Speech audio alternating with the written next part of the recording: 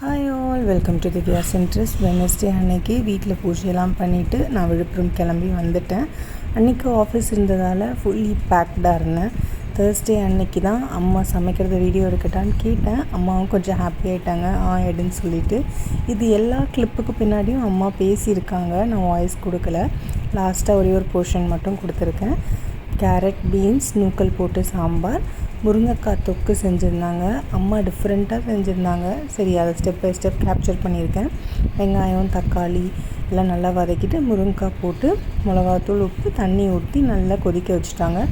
நல்லா வதங்கினக்கப்புறம் லாஸ்ட்டாக ஒரு பொடி மாதிரி அரைச்சி போட்டாங்க. அதை அவங்க வாய்ஸ்லேயே கொடுத்துருக்கேன் பாருங்கள். கொஞ்சம் மல்லாட்டையும் அரைச்சி போட்டால் டேஸ்ட்டு நல்லாயிருக்கும்.